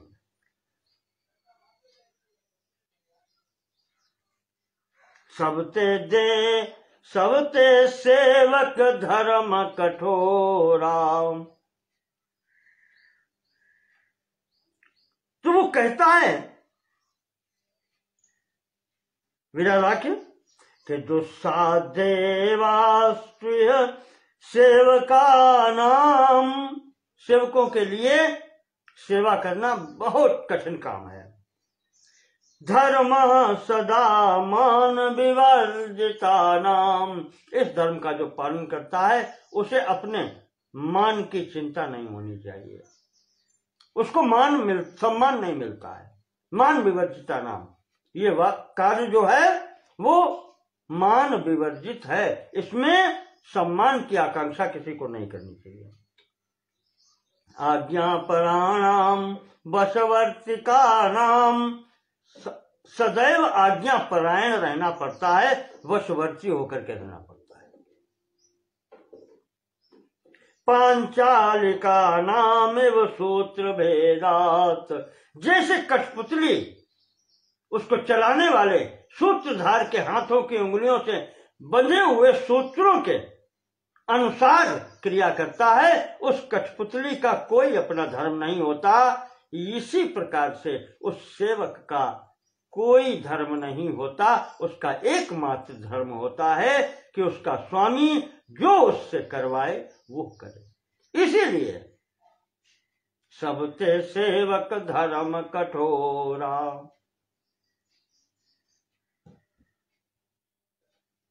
ये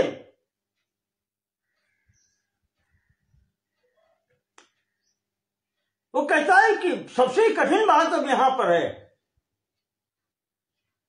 कि सत्य बात और हितकर बात सुनने वाला कोई नहीं है। राजा को समझाए, राजा ही समझना नहीं चाहता, तो फिर मृत्यु निश्चित है। चलो चलते हैं, हम क्या करेंगे। स्वामी कार्यम परम मत्वा, अब यही सेवक हैं तो स्वामी का कार्य जो है वही हमारा मुख्य उद्देश्य है, उनका कार्य सिद्ध हो न सिद्ध हो हमें प्रयास करना है। स्वामी कार्यम परम मत्वा मरणम तृणवत् तथा, अगर स्वामी के कार्य में मृत्यु भी हो जाए तो वो भी तिनके के समान कोई मूल्य नहीं रखती, जीवन भी हमारा कोई मूल्य नहीं रखता। गए, दोनों ने युद्ध किया, होना क्या है, वही हुआ जो होना था, प्राण गए। अब जब ये स्थिति देखी, अब महिषासुर तैयार होता है, सोचता है कि मुझे जाना पड़ेगा। अब वो मनुष्य का शरीर बना करके, व्यास जी कहते हैं उसका रथ इतना बड़ा है जिसमें 1000 गधे जुटे हुए हैं। अब ये घोड़ों वाला रथ नहीं है, गधों वाला रथ है।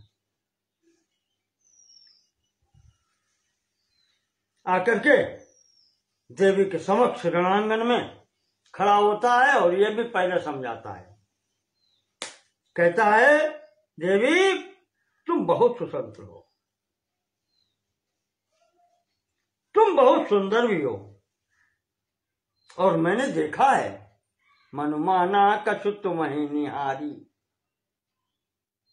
और इसको स्वप्निका की बात उल्टी कर लें, वो कहती है तुम सम पुरुष नमो सम नारी, और यहां ये कहता है कि मम सम पुरुष न तुम सम नारी, मेरे समान भी बलवान कोई नहीं, तुम्हारे समान भी कोई नहीं, ये जोड़ी अच्छी रहेगी, विवाह कर लो। और देखो युद्ध में कोई लाभ नहीं है, यहां पर पुरुष हो या स्त्री हो, संसार में आकर के सुख सभी चाहते हैं।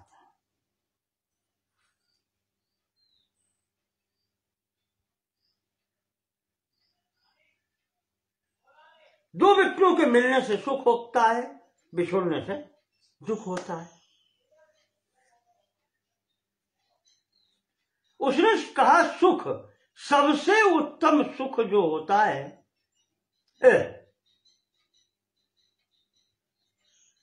वो माता पिता को पुत्र के मिलने से होता है, ये उत्तम सुख होता है। उत्तम सुख है जो संसार में, वो पुत्र प्राप्त होने पर माता पिता को होता है। इसके बाद में जो मध्यम सुख है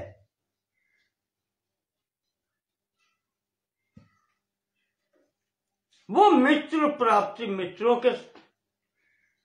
के मध्य होता है प्राप्त होने पर, या भाइयों के बीच में जो प्रेम होता है उससे मध्यम सुख वो होता है। और सबसे निकृष्ट श्रेणी का जो सुख होता है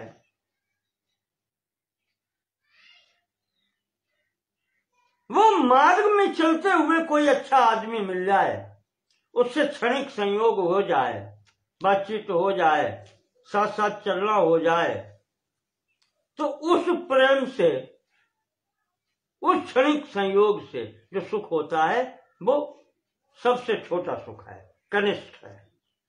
उत्तम, मध्यम और कनिष्ठ, ये 3 प्रकार के सुख होते हैं। और वो कहता है कि महिषासुर की देवी अत्युत्तम संयोग, और जो अति उत्तम सुख है, उत्तम से भी आगे वो कहता है अत्युत्तम संयोग संसारे सुखदा सदा, जो सदैव सुख देने वाला संसार में होता है अति उत्तम सुख, वो क्या है?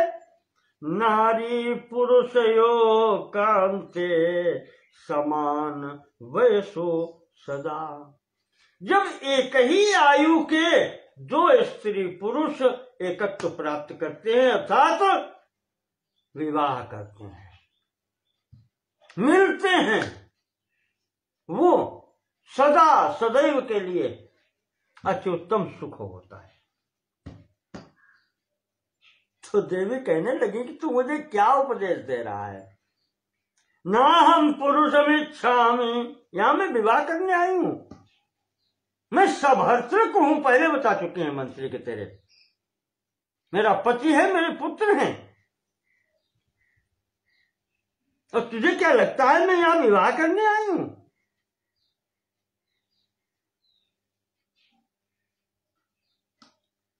और तू सुख जिसको कह रहा है महिषासुर, उससे बढ़कर कोई जंजीर नहीं बनी है संसार में जो प्राणी को बांध सके। वही जंजीर सभी प्राणियों को बांधे हुए है। महिषासुर, तू क्या समझता है, क्या सोच रहा है तू? लोहे की जंजीर से बंधा हुआ व्यक्ति शायद छूट भी जाए। लोहबद्धोपि मुच्येत स्त्री बद्धो नैव मुच्यते। लोह से बंधा हुआ यानी लोहे की जंजीर से बंधा हुआ व्यक्ति शायद छूट जाए, पर स्त्री रूपी बंधन से बंधा हुआ ये कभी मुक्त नहीं हो सकता, छूट नहीं सकता बंधन से। किमिच्छसि च मंदात्मन, हे मंद, अरे मंद, अरे दुष्ट, क्या कहे? मंदात्मन, दुष्ट बुद्धि है तेरी, तुझे कुछ दिखाई नहीं पड़ता है। किमिच्छसि च मंदात्मन मूत्रागारस्य सेवनम, तेरी दृष्टि में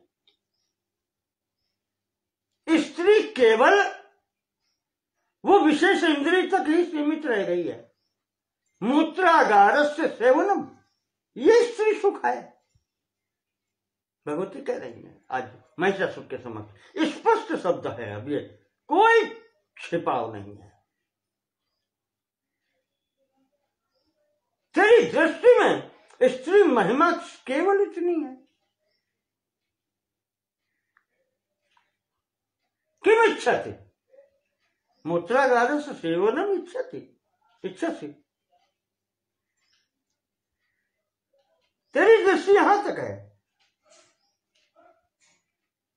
भगवती आगे कहती हैं,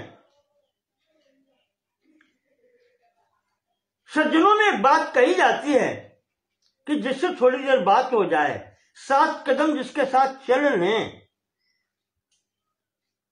उससे मित्रता हो जाती है। सताम सप्तपदी मैत्री, सज्जनों के बीच में जिसके साथ में 4 कदम चल भी गए हैं, वो भी मित्रता हो जाती है। इसलिए अभी तक मैंने तुझे जीवित छोड़ा है। तेन मुंचामि जीवितम, लौट जा यहां से, जो मैंने कहा है वो कर दे, मैं तुझे जीवित छोड़ती हूं। और अगर मरना ही चाहता है, अच्छी बात समझ में नहीं आती है, तो ठीक है, फिर सामने खड़ा हो, युद्ध कर। तो महिषासुर कहता है कि देवी, अब तुमने इतनी बड़ी बात कह दी, तुमने मित्रता तो स्वीकार ही कर ली। महिषासुर कह रहा है कि देवी, तुमने मित्रता तो स्वीकार ही कर ली,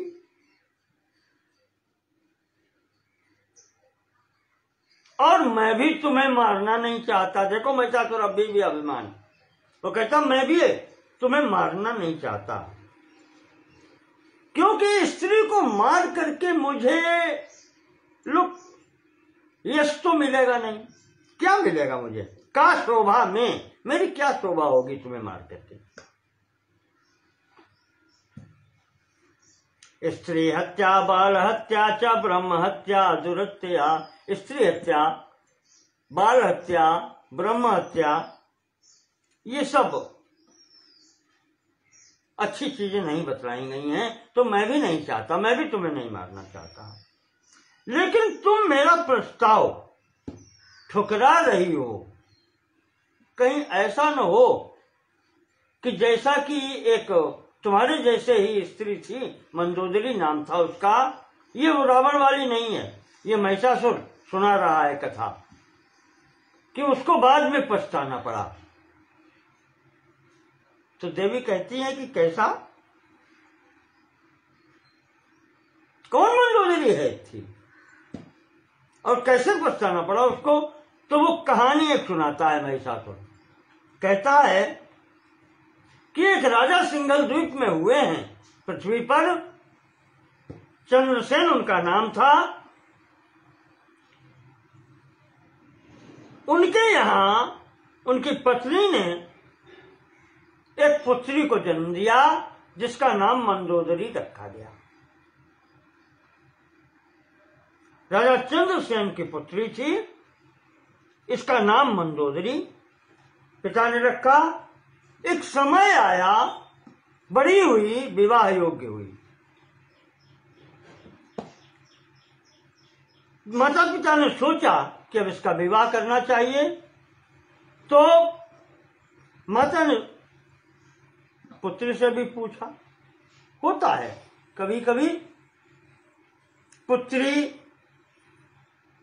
अपनी इच्छा प्रकट करे, या माता जब करती है तो माता अपनी इच्छा प्रकट करे। तो माता ने पुत्री से पूछा कि ऐसा इच्छा है तुम्हारे पिता की और समय भी अब योग्य है, तो तुम्हारा विवाह करेंगे। तो वो कहती है कि ना हम पतिम चरिष्यामि, ना हम पतिम करिष्यामि, नेच्छा में परिग्रहे।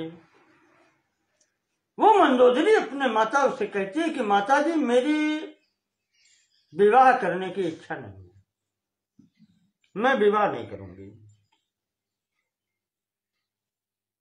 कौमारम व्रतमास्थाय कालम ने श्याम सर्वथा। वो कहती है माता, मैं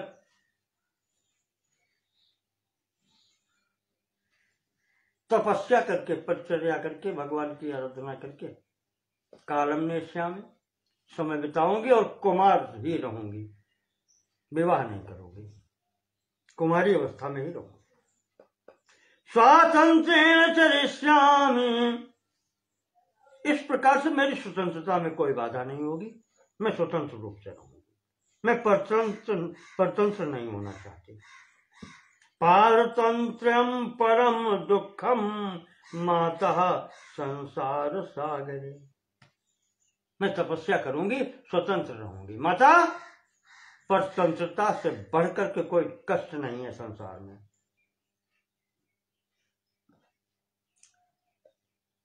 अब बहुत को समझाया, अब वो नहीं मानी।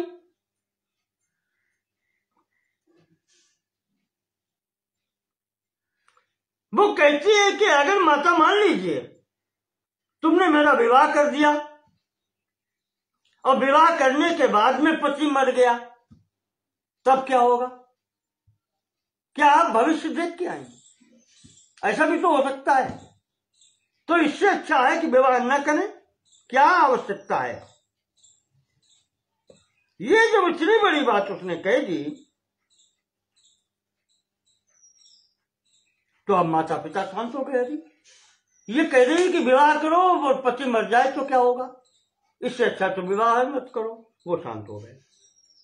इसी बीच कौशल देश के राजा वीरसेन वहां से आए होंगे, ये कहीं मिल गई, उनको भी मालूम हुआ या पिता ने बताया, जो भी हो, इससे भेंट हुई तो उन्होंने भी इसको समझाया। ये राजकुमार से इन्होंने विवाह का प्रस्ताव रखा उस मंदोदरी के समक्ष। इसने उनको भी मना कर दिया, वो भी निराश होकर के चले गए।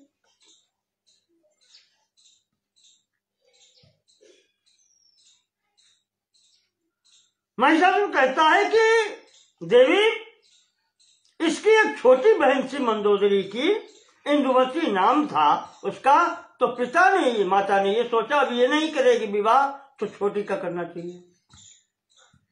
छोटी पुत्री इंदुमती के विवाह के लिए इसने, राजा रानी ने स्वयंवर का आयोजन किया। इस स्वयंवर में मद्र नरेश, वहां मद्र देश के राजकुमार चारुदेशन आए थे।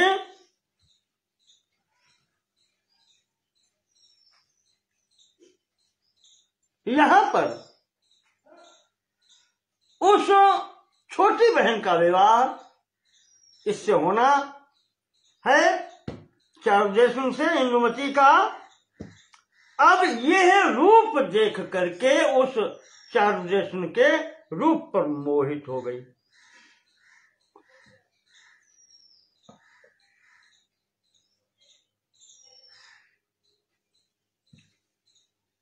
हो गई, वो ऐसी मोहित हो गई कि इसने भी माता पिता के समक्ष प्रस्ताव रख दिया कि मैं भी इसी से विवाह करूंगी। फल ये हुआ कि दोनों बहनों का विवाह इस राजकुमार मध्य देश का जो था चारुदेशन के साथ दोनों बहनों का विवाह हो गया। आगे समय चला, राजा तो राजा होते हैं। महिषासुर कहता है देवी एक दिन की घटना है, इस मंदोदरी ने उस राजकुमार चारुदेशनु को अपनी एक दासी के साथ में देख लिया।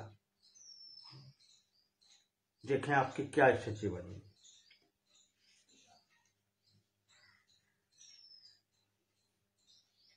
राजा को अपनी दासी के साथ आपत्तिजनक स्थिति में देख लिया। अब यह उद्विग्न हो गई, अब तो हम कहीं के नहीं रहे। मंदोदरी अब पश्चाताप करती है कि मैंने किया क्या।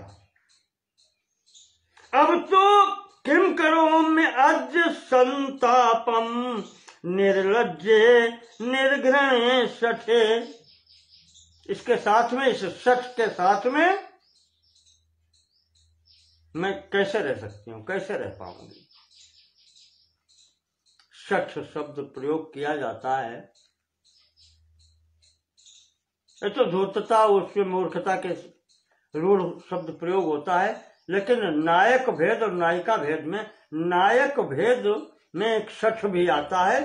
सठ का गुण ये होता है कि कहीं प्रेम करता है और हृदय में उसके कुछ और होता है।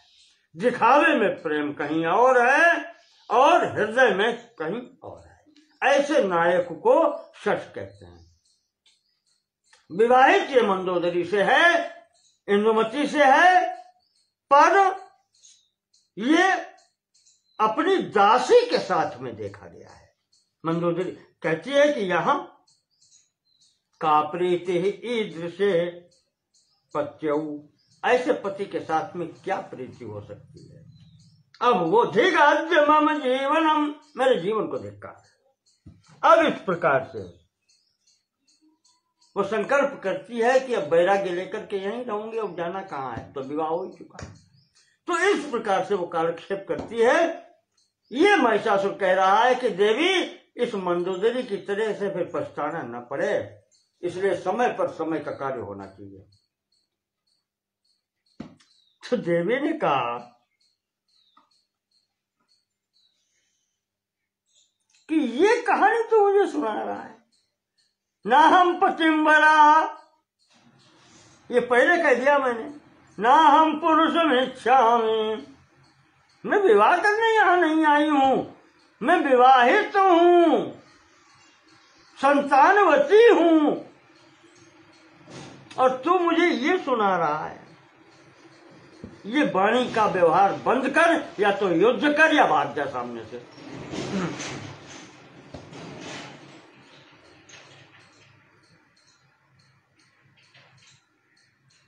और महिषासुर, ये मेरी इच्छा है जो तू मुझे देख रहा है।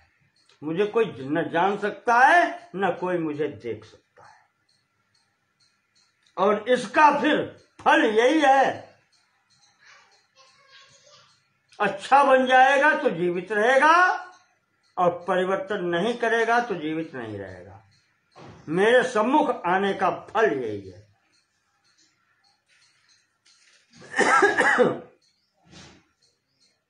ये कह करके अब यहां पर भयंकर युद्ध होता है, और युद्ध में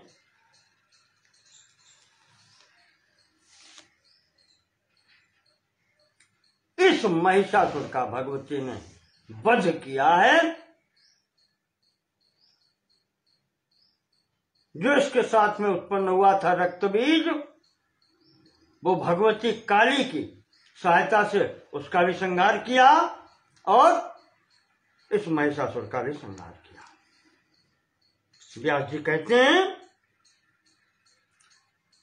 इस भयंकर युद्ध में महिषासुर मारा गया, दैत्य भाग गए सब यहां से छोड़ के।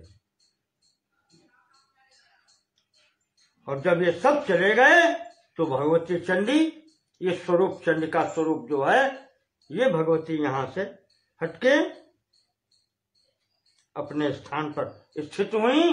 देवताओं ने घेर लिया और संपूर्ण देवताओं ने यहां पर भगवती की प्रार्थना की।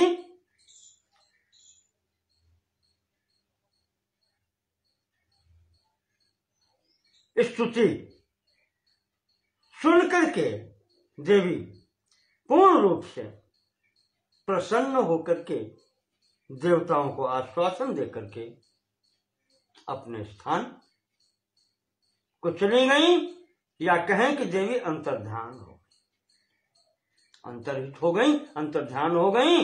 बोलिए श्री जगदम्बा मैया की जय। आज का प्रसंग हम यहीं पर पूर्ण करते हैं।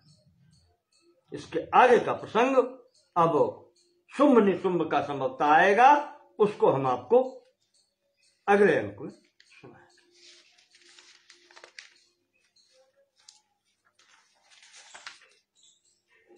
जगत जननी जगदम्बा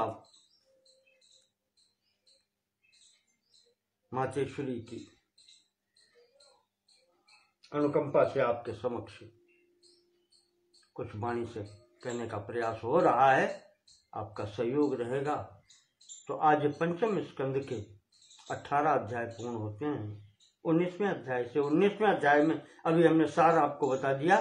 ये देवताओं ने स्तुति की है और भगवती प्रसन्न होकर के देवताओं को आश्वासन दे करके अंतर्हित हो गई, अंतर्ध्यान हो गई। 20वें अध्याय से कर हम आपको इसके आगे का प्रसंग सुनाएंगे। बहुत बहुत धन्यवाद। आपके सहयोग के लिए भी धन्यवाद।